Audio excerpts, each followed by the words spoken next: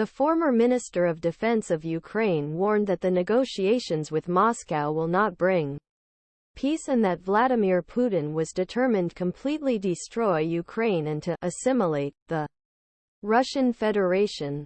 In an article for Guardian, Oleksii Reznikov said that any agreement would not end the conflict with the Kremlin.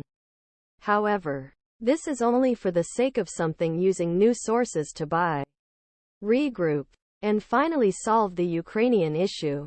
The purpose destruction of the Ukrainian state and assimilation Ukrainians.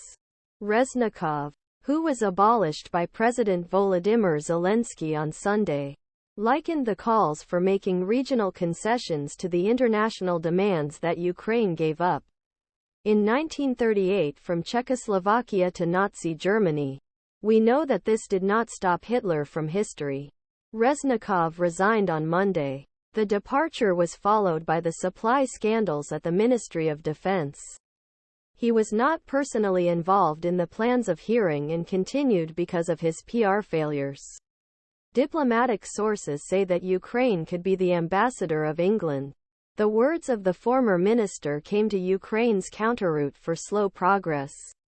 Despite some successes at the times, the troops did not liberate a great tear of South Ukraine, which has been occupied by Russia last year since year's full-scale invasion.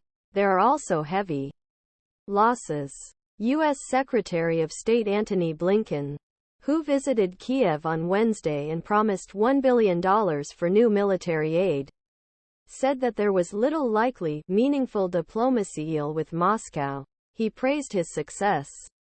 However, some Western allies argued that Ukraine should be compromised.